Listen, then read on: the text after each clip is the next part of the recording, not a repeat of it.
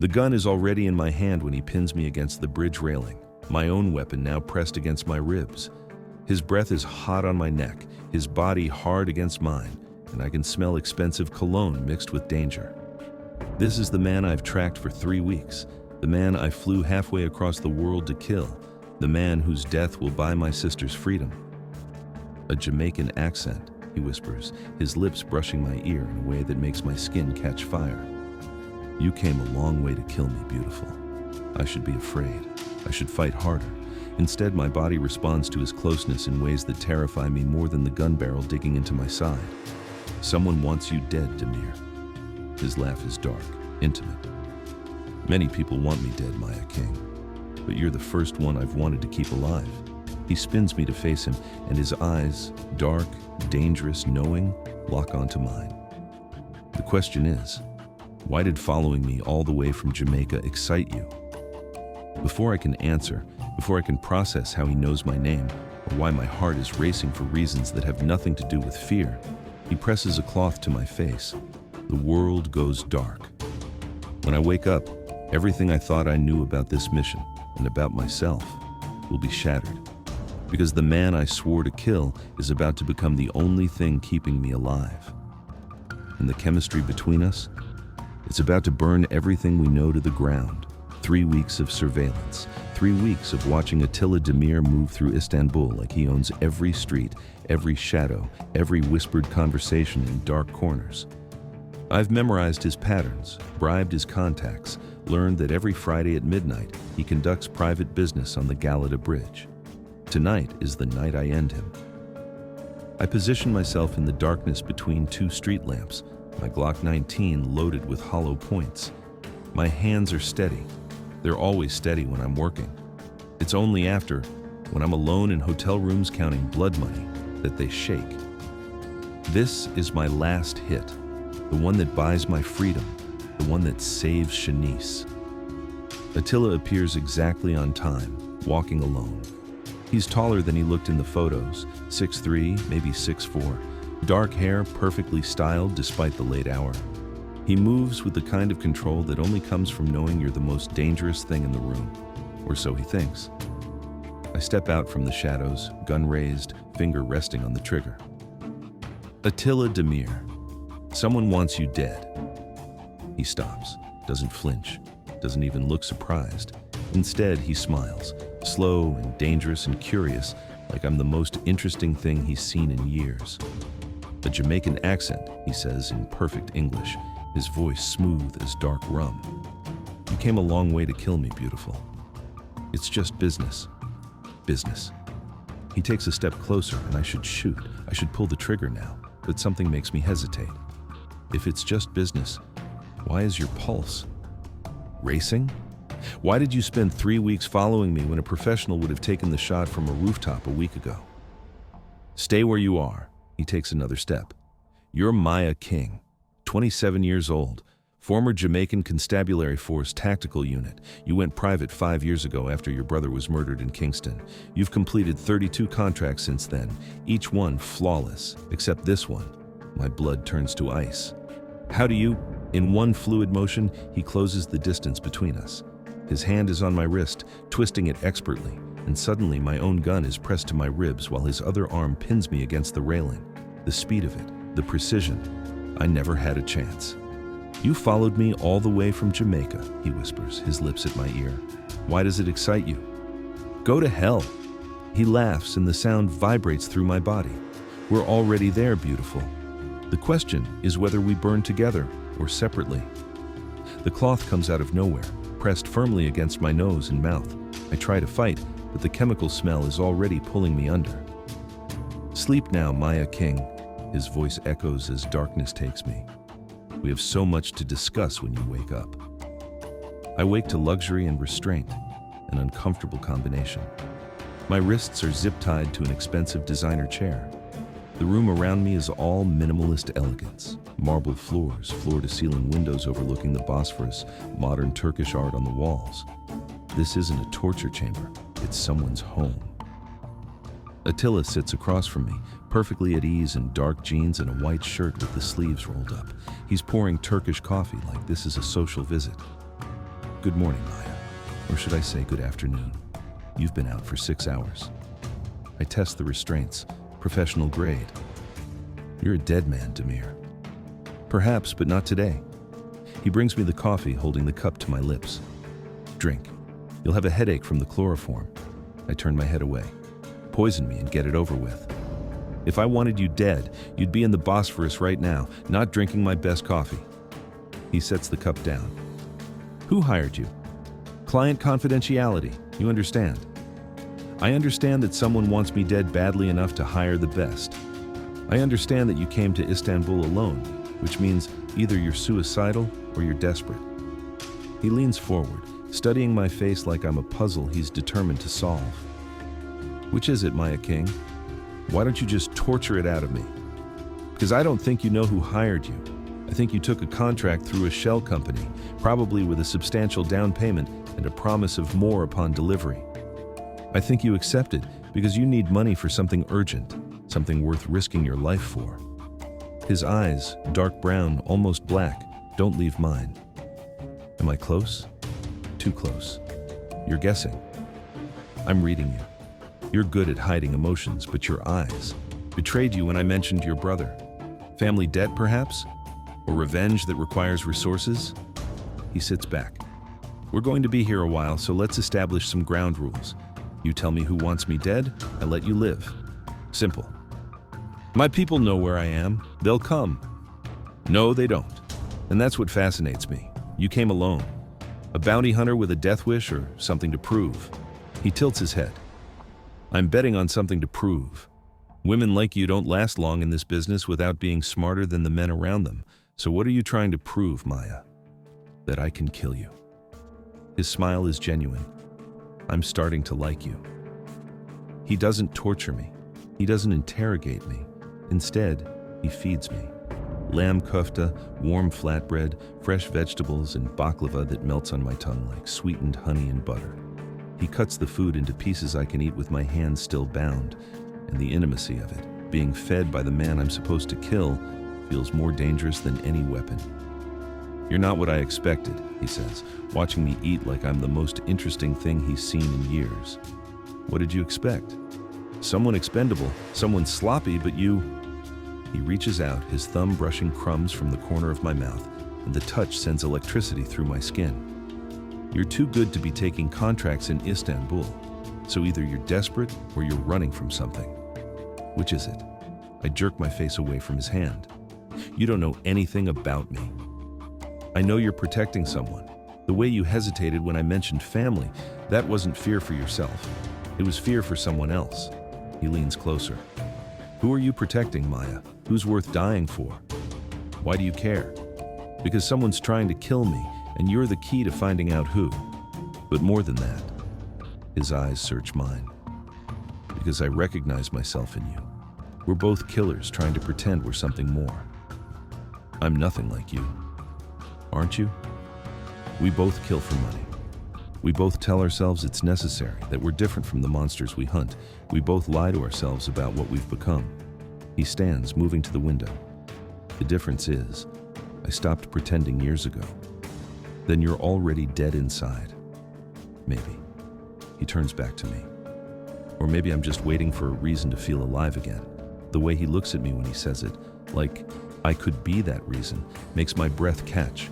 I hate him for it. Hate myself for responding to it. Untie me, I say. Fight me fair. Let's see who's really better. I already know I'm better. He crosses back to me, crouching so we're eye level. But you intrigue me, Maya King. So here's what's going to happen. You're going to stay here, comfortable and fed, until you decide to tell me who hired you. And in the meantime, I'm going to figure out why having you here feels less like keeping a prisoner and more like finding something I didn't know I was missing. You're insane. Probably. His smile is dangerous. But you're not afraid of me. And that's the most exciting thing that's happened to me in a very long time. He leaves me alone with my thoughts and the uncomfortable truth that he's right. I'm not afraid of him. I'm afraid of how my body responded to his touch, afraid of how I noticed the way his shirt fit across his shoulders, afraid that the man I'm supposed to kill is making me feel things I thought I'd buried with my brother. I I wake to the sound of breaking glass. Gunfire shatters the morning silence, men shouting in Russian, heavy boots on marble. Attila bursts into the room, knife in hand, and cuts my restraints without hesitation. "You want to live?" He tosses me a gun. My gun. "Fight!" No time to think, no time to question. Instinct takes over. We move like we've trained together for years. I take the left flank, he takes the right. 3 men come through the windows. Sokolov Bratva from the tattoos on their necks. I drop 2 with headshots. Attila breaks the 3rd one's neck with his bare hands. More coming from the front door. Attila pulls me behind the kitchen counter as bullets tear through the walls. We're pinned down, outnumbered. "How many?" I ask. 8, maybe 10. They want me alive. Orders from Moscow. Why? Information I have on their operations. They've been trying to get to me for months. He checks his magazine. I'm guessing someone told them where to find me. Someone who knew about this safe house. Whoever hired me to kill you? Starting to see the bigger picture? He grins, and even in a firefight, he's beautiful. Still want me dead?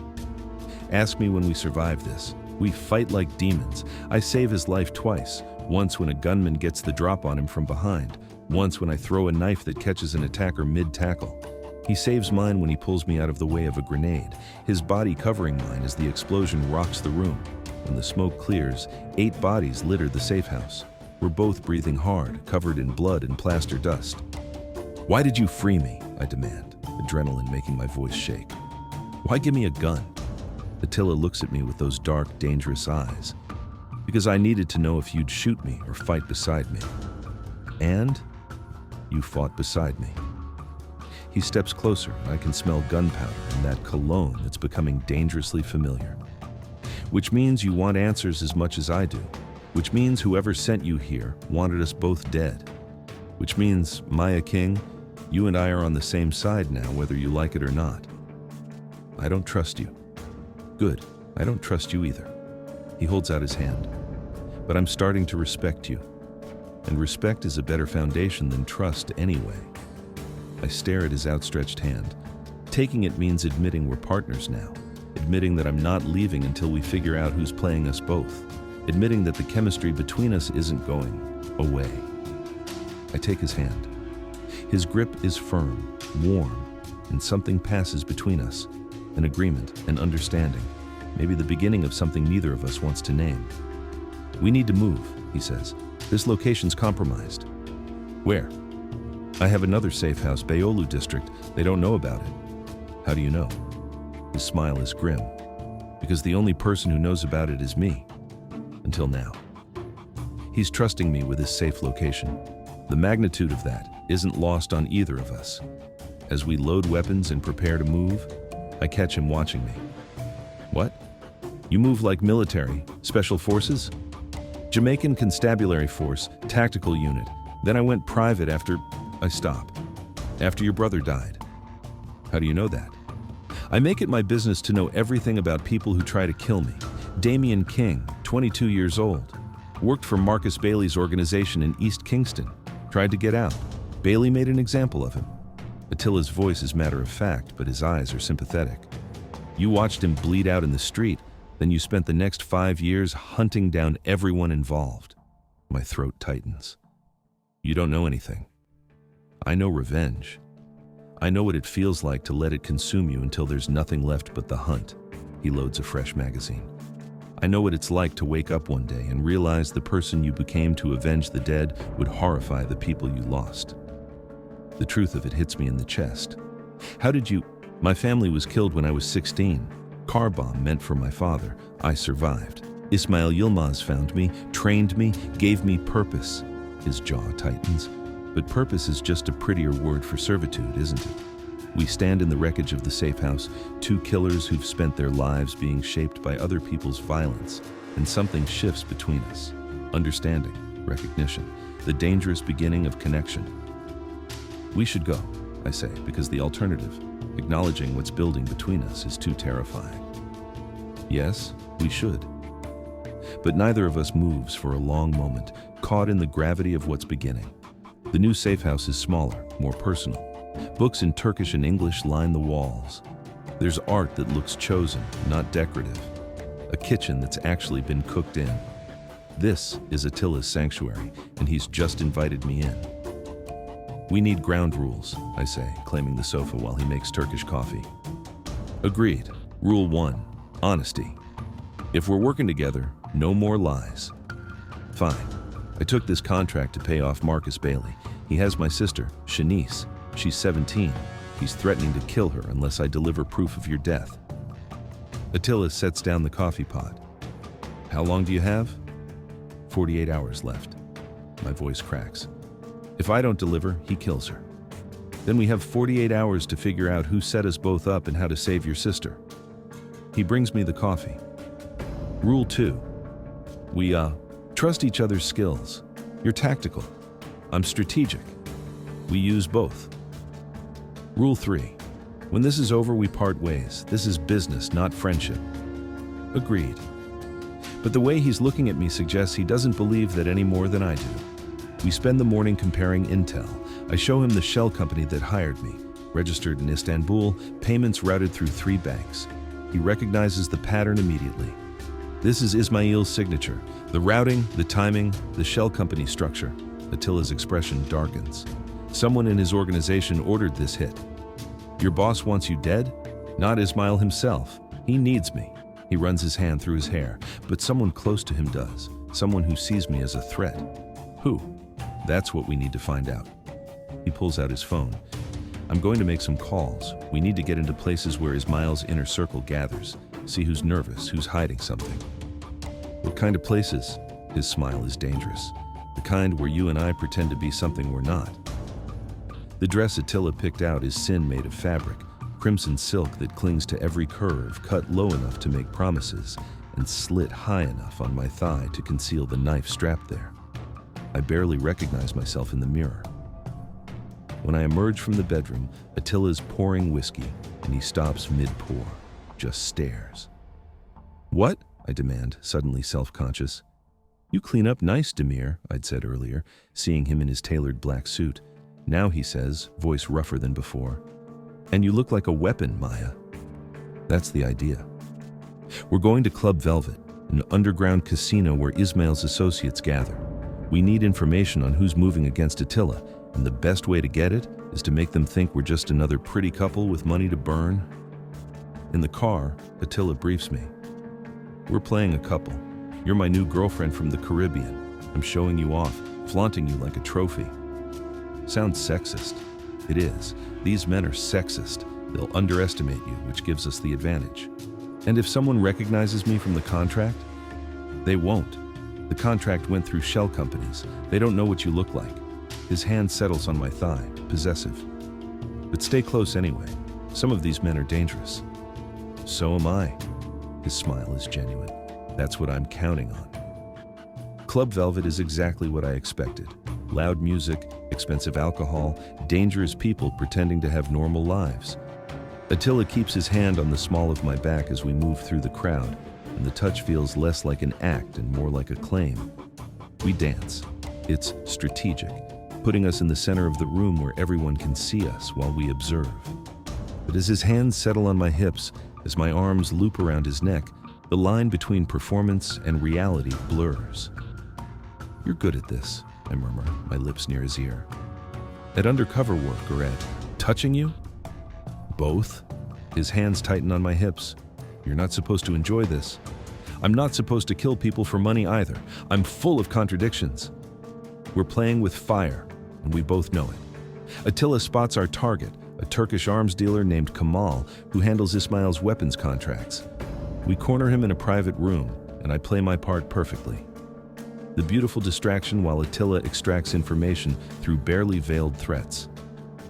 I heard someone put a hit out on you, Kamal says, trying to sound casual. $2 million, that's serious money.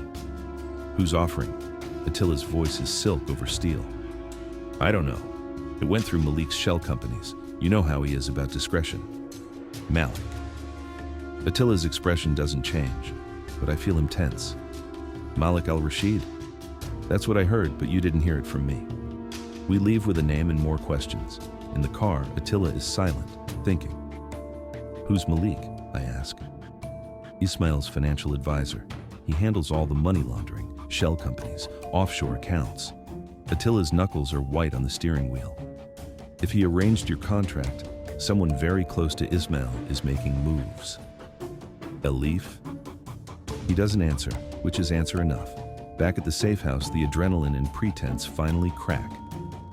We argue about next moves, about trust, about the fact that we're running out of time and options.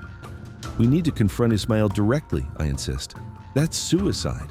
We need more evidence first. We don't have time for evidence. My sister has less than 24 hours. And going in half prepared gets us both killed and doesn't save her. We're standing too close, both breathing hard, the tension between us explosive. You don't know what it's like, I say, my voice breaking, to have someone you love held over your head, to know that every second you waste is a second they're suffering. I do know, his voice is rough. I know exactly what it's like to lose everyone you love because you weren't fast enough, strong enough, smart enough to save them. That's why we have to do this right. There is no right way. There's just... He kisses me. Or I kiss him. It's impossible to tell who moves first, but suddenly we're crashing together. All the rage and fear and undeniable attraction combusting into something primal. His hands are in my hair. Mine are tearing at his shirt, and we're not gentle. We fuck like we fight. Desperate, competitive, both of us trying to dominate and surrender at the same time. Against the wall, on the floor, finally in his bed where the sheets smell like him and I'm drowning in sensation. When it's over, we're tangled together, breathing hard, and reality crashes back. This doesn't change anything, I say into the darkness. I know. His fingers trace my spine. But it changes everything. Attila. Sleep, Maya. We'll figure it out in the morning. But as I drift off in his arms, I know the truth. There's no figuring this out. We're heading toward disaster, and neither of us knows how to stop. I wake before sunrise and find my way to the balcony. Istanbul is peaceful at this hour, the city still sleeping. The Bosphorus reflects the pre-dawn light like liquid silver. Attila joins me, 2 cups of coffee in hand. We don't speak for a long time. Finally, I tell him everything. About Damien, about watching him die, about spending 5 years becoming exactly what my brother would have hated, a killer for hire. Because it was the only way to make the men who killed him pay. I got 4 of them, I say. The 5th, Marcus Bailey. He owns me now. After I killed his men, he captured me. Said he'd kill Shanice if I didn't work for him. So I've spent 2 years taking his contracts, each one supposed to be the last one. But there's always another. Always one more job before freedom. He'll never let you go, Attila says quietly. Men like Bailey don't release their best weapons. I know. So we kill him. I turn to look at him. Just like that? You saved my life, Maya. You're the first person in 10 years who didn't flinch when they learned what I do. You fight beside me like we were made for it. He meets my eyes. And I know what it's like to be owned by someone else's cruelty, so yes, just like that. We kill him, we save your sister, and then you're free. Why would you help me? Because... He pauses, something vulnerable crossing his features. Because when Ismail found me after my family died, I thought he saved me. But he just gave me a new cage, and I've been looking for the exit ever since. Maybe helping you escape is practice for my own freedom. I take his hand, the first time I've initiated touch that isn't violence or sex. What happened to your family? My father was a diplomat who refused to be bribed. Someone decided to send a message. Car bomb. My mother, my father, my little sister Aishi. She was 8. His voice is steady, but his eyes are haunted. I was supposed to die too, but I'd gotten out of the car early to buy Aishi candy. When it exploded, I was 20 feet away, close enough to feel the heat, close enough to hear her screaming my name. Attila! Ismail convinced me revenge was better than death, that I could make them all suffer, but revenge doesn't heal anything. It just gives you a reason to keep breathing when you've forgotten how to live. We stand in silence, 2 people shaped by violence, wondering if there's another way. What if we could both get free? I ask. What if we took down Bailey and Ismail, got your sister out, got you out, and just disappeared? Where would we go? Anywhere, everywhere, nowhere. I laugh shakily. I don't know. I've spent so long planning revenge, I forgot to plan for what comes after. Then we figure it out together. The sunrise breaks over Istanbul, and for the first time in 8 years, I let myself hope for something beyond survival. Hope, I'm about to learn, is dangerous. Attila arranges a meeting with Ismail's financial advisor, Malik, under the pretense of discussing a new weapons deal. We're wearing wires, recording everything, building evidence. But when we arrive at the meeting location, a renovated Ottoman mansion in Nişantaşı, we find more than Malik. We find photographs, wedding photographs covering an entire wall. Attila and a stunning Turkish woman in traditional ceremony dress, her hand possessive on his arm, his expression carefully neutral. Dozens of images documenting a relationship I knew nothing about. Who is she? My voice doesn't sound like mine. Attila has gone pale. Elif, Ismail's daughter. The room tilts. Your fiancé. It's an arranged marriage, political. I never wanted... When? I demand, something breaking apart inside my chest. When is the wedding? 2 weeks. 2 weeks. I can't breathe. You've been sleeping with me, planning a future, and you have a fucking wedding in 2 weeks? Maya, listen to me. How long have you been engaged? 2 years, but get out. My gun is in my hand without conscious thought. Get the fuck away from me. It doesn't mean anything. She means nothing. She hired me to kill you. The words explode out of me. That shell company, it's registered to Elif Yilmaz. Your fiancé wanted you dead, Attila, and you didn't think to mention you were engaged? The truth lands like a physical blow. We both stand frozen, the magnitude of the betrayal, from all sides, crushing us. Then we hear slow clapping. Elif emerges from the back room, immaculate in designer everything, her smile sharp as a knife. Bravo, she says.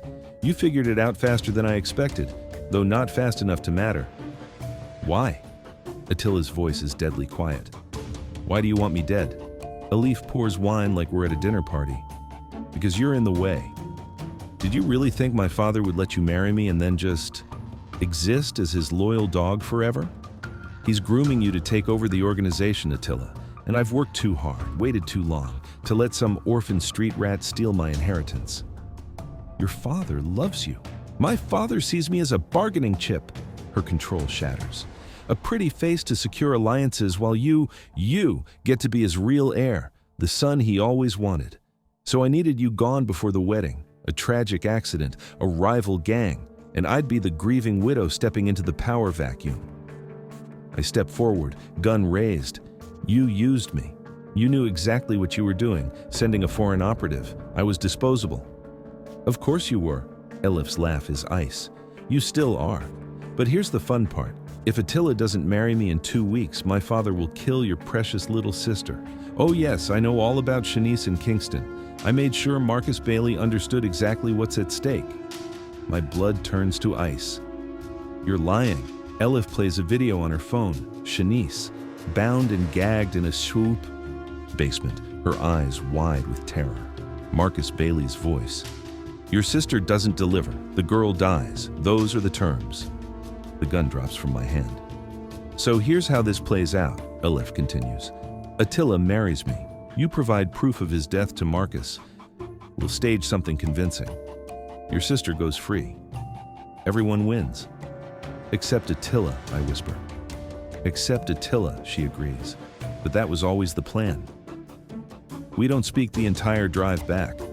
What is there to say?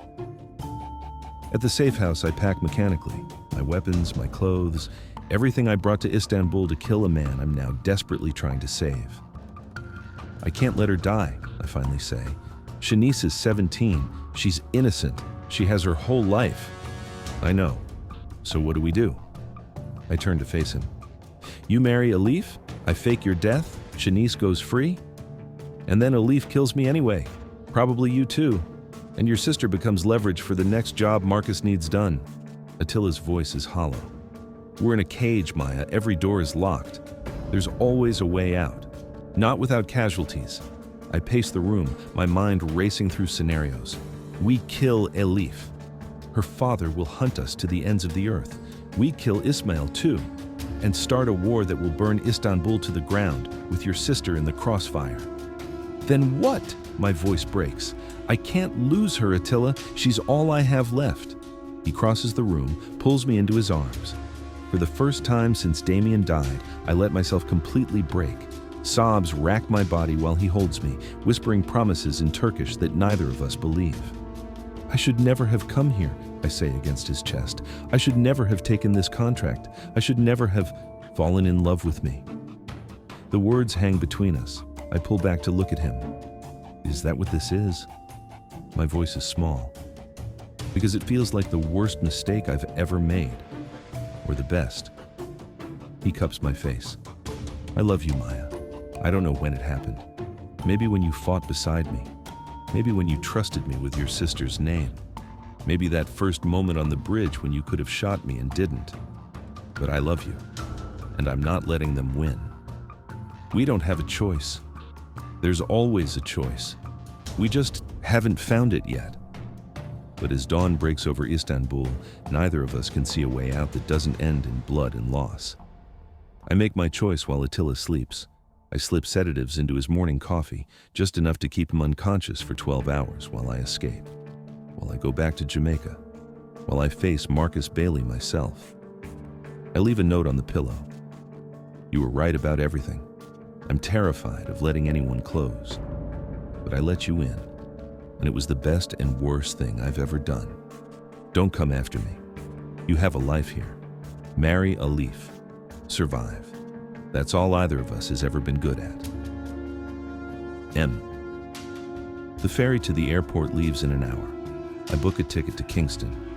And with every mile that separates us, I die a little more inside. But Shanice lives. That's all that matters. That's what I tell myself anyway. Marcus Bailey's compound is exactly as I remember it. High walls, armed guards, the smell of salt and rot from the harbor. I walk through the gates with my hands raised, unarmed, offering myself like a sacrifice. Marcus meets me in the courtyard. He's bigger than I remember, scarred and smiling like a shark. Little Maya King, he drawls. Back from Istanbul empty-handed, that's disappointing. I'm here to negotiate. Negotiate? His laugh is cruel. You failed, sweetheart. The deal was Attila Demir's head for your sister's freedom. You got neither. Take me instead. The words come out steady despite my shaking hands. Let Shanice go. You can use me for whatever jobs you want. I'll work for you, no questions asked, for the rest of my life. Just let her go. Marcus considers this. Then he nods to his men. They bring Shanice out. She's thin, bruised, but alive. When she sees me, she starts crying. Run, I tell her. Go to Aunt Paulette in Montego Bay. Don't look back. Maya, no. Run. She runs. And Marcus Bailey smiles. Noble, stupid, but noble. He signals his men. Take her to the basement. And Maya, you're going to regret not putting a bullet in Demir when you had the chance, because now I'm going to use you to finish the job. As they drag me away, I have one final thought. At least Attila is safe. At least he'll survive. I was wrong about that too. Attila wakes to an empty bed and a note that destroys him. He tears the safe house apart in grief and fury. Then he reads the note again and again, until the words blur and he understands what she did. She sacrificed herself, for him, for her sister, because she thought it was the only way to save them both. You're wrong, he says to the empty room. You're wrong about all of it. He has one phone call to make, one alliance to forge, one impossible plan to execute. He calls Alif. You want my help? Alif looks genuinely surprised. After everything? You want me dead, I understand that. But your father wants me alive, which means you're playing a dangerous game. Attila leans forward. What if I told you I could give you what you want, control of Ismail's organization, without you having to kill me? I'm listening. Your father's planning to kill me after the wedding. You know it, I know it. You were just trying to beat him to it. Attila's smile is cold. But what if we work together? Stage a rival gang attack during the ceremony. I die heroically protecting you. You become the grieving widow and sole heir. I disappear. Everyone wins. Alif studies him. What's the catch? You help me save Maya. You get Ismail's empire. I get the woman I love. We all walk away alive. And my father? That's between you and him. Elif is quiet for a long moment, then she extends her hand. Deal. But if you double-cross me, I won't. We both want out of our cages. This is how we get there. They shake. Two enemies becoming unlikely allies, both plotting how to betray the other if necessary. While Attila and Elif plot in Istanbul, Attila's most trusted men land in Kingston. He sent them ahead, insurance, in case Maya did exactly what she did. They hit Marcus Bailey's compound like a hurricane. Maya, barely conscious in the basement, hears gunfire, explosions, men shouting in Turkish. Then, someone is cutting her chains, lifting her. "Attila sent us," the man says in heavily accented English. "We're getting you out." "My sister, already safe. He sent men for her first. She's with your aunt in Montego Bay, protected." Maya wants to cry, but her body has no tears left. "Where is he?" "Istanbul, handling business. He said to tell you, wait for me." They extract her as the compound burns. Marcus Bailey realizes too late that he's lost control. He comes face to face with Maya as she's being carried out. "You really think you won?" he snarls, gun raised. Maya, supported by Attila's men, smiles through bloody teeth. "No, but I'm not alone anymore. And that's the difference between you and me, Marcus. I learned to trust someone. You never did." The building explodes. Marcus doesn't make it out. The wedding is spectacular. All of Istanbul's elite gathered to witness Ismail Yilmaz's daughter marry his protege. Elif looks like a queen in white silk and gold embroidery. Attila looks like a man walking to his execution. Halfway through the ceremony, the Sokolov Bratva attacks. It's chaos, exactly as planned. Gunfire, smoke bombs, screaming guests. In the confusion, Attila dies protecting Elif. His blood, actually stage blood, soaking her white dress. She screams convincingly. Ismail roars for vengeance. And in the chaos, Attila slips away with his men. 3 hours later, he's on a private jet to Jamaica. Elif stands over a body that's not Attila's, playing the grieving widow perfectly. Ismail believes it. Everyone believes it. She's won her inheritance, and she'll deal with her father in her own time. Maya lands in Jamaica expecting nothing. Shanice is safe. That's all that matters. She'll rebuild her life somehow. She'll learn to live with the hole Attila left in her chest. But he's waiting on the tarmac. She sees him and stops walking. Can't believe it's real. Can't believe he's here, alive, looking at her like she's the only thing in the world that matters. Then she's running. They collide in the middle of the runway, holding each other like if they let go, one of them will disappear. "You came," she whispers. "Always." His hands cup her face. "I will always come for you, Maya, even if it destroys me, even if it destroys everything. You're not a job, you're not a complication, you're the only thing that's ever felt real." "Attila, let me finish. I've spent my whole life being what other people needed. The loyal soldier, the perfect weapon, the obedient son. But with you, I'm just me. Broken, violent, trying to figure out how to be something other than a killer. And maybe I'll never be good, but I want to try. With you." Maya pulls him down, kisses him hard despite her healing injuries. "I love you. I've been terrified to say it because everyone I've ever loved has died. But I love you, and I'm done running." "So what do we do now?" She smiles against his lips. "We disappear. We build something new. We choose each other every single day until it stops being scary. And if it never stops being scary, then we're scared together." The house sits on a cliff overlooking the Caribbean. Small, private, painted the colors of sunset. Maya and Attila rent it month to month, not ready to commit to anything permanent except each other. They have routines now. Morning runs on the beach, training sessions that are half workout, half foreplay. Cooking together, his Turkish recipes meeting her Jamaican spices in combinations that shouldn't work, but somehow do. Shanice visits every weekend, slowly healing from her trauma. She's in therapy now. So are Maya and Attila. Turns out killing people for years leaves scars that love alone can't heal. "What do you think Marcus would say?" Shanice asks one evening, watching the sunset. "If he could see you now." "Happy," Maya considers. "He'd probably be pissed. He invested a lot in my misery." "Good. Fuck him." "Shanice!" "What? You curse." "That's different. Attila laughs from the kitchen. The sound is still new enough that it makes Maya's heart skip. He laughs now, easily, freely, like he's remembering how. That night, after Shanice leaves, they sit on the beach. "Do you miss it?" Maya asks. "The power, the respect, being important?" "No." He says it without hesitation. "That was never mine. It was Ismail's. This is mine. You are mine. This is the first thing I've ever built instead of destroyed." Elif messaged me yesterday. She took over the organization, reformed it, legitimate businesses now, no trafficking, no drugs. She's actually trying to do good. That surprises you? Everything about the last 6 months surprises me.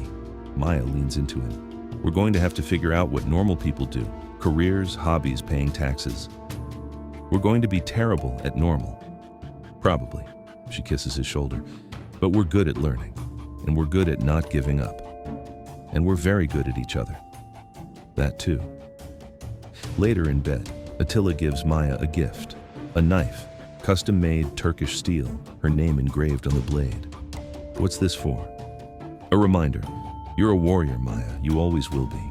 I'm not asking you to be soft or domestic or anything other than who you are. I'm just asking you to be that person with me. She runs her finger along the blade, careful of its edge. And if we get dragged back into that life, if someone comes for us, then we fight, together. But we don't go looking for wars anymore. We've earned peace, even if we have to defend it with blood sometimes. Maya sets the knife aside, pulls him close.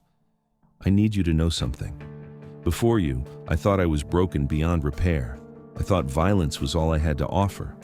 But you see me, all of me, and you still choose me, every day. That's the most terrifying, beautiful thing anyone's ever given me. You're not broken, beautiful. You're a survivor. There's a difference. So are you. They make love slowly, tenderly. Two people who spent their lives fighting, finally learning how to surrender to something good. Shanice graduates from high school with honors. Maya and Attila sit in the audience, beaming like proud parents. When Shanice crosses the stage, she dedicates her achievement to my sister Maya, who sacrificed everything so I could have this moment. Maya cries. Attila holds her hand. Afterward, at the celebration, Shanice pulls them aside. I've been accepted to university, social work program. That's amazing, Maya hugs her. I want to help people like us, people who got trapped in bad situations. Give them the exit you gave me. Your brother would be so proud, Maya whispers. So would your family, Shanice tells Attila. For the first time, Attila believes that might be true. Maya and Attila open a private security firm, King and Demir International. They help people escape dangerous situations, domestic violence, trafficking, criminal organizations. They use their skills for extraction, protection, justice. It's not entirely legal, but it's entirely right. Their first major client is a woman fleeing a crime lord in Sao Paulo. Maya handles the extraction. Attila handles the logistics. They get her and her children out safely, relocate them to Canada, give them new identities. This feels different, Maya says afterward, using violence to save instead of destroy. Redemption is a daily choice, Attila replies. We're choosing to be better than we were. Do you think we'll ever fully escape our pasts? No, but I think we can build something bigger than our pasts, something that matters. They do. Client by client, life by life, they save people the way they saved each other. On their 3rd anniversary of meeting, Attila takes Maya back to Istanbul. They stand on the Galata Bridge at midnight, exactly where it started. If you could go back, he asks, would you still take the contract? Maya looks at the lights reflecting on the Bosphorus, at the city that nearly destroyed them both, at the man who became her salvation and her home. Every single time, she says, because it led me to you, and you're worth every scar. He kisses her under the Istanbul stars, and for the first time in both their lives, they're not running from something or toward revenge. They're exactly where they're supposed to be, together, free, choosing each other every day. And that, Maya thinks, as Attila spins her around and she laughs, actually laughs, free and genuine, is worth more than all the violence, all the blood, all the pain. Because love isn't about erasing the past, it's about building a future despite it.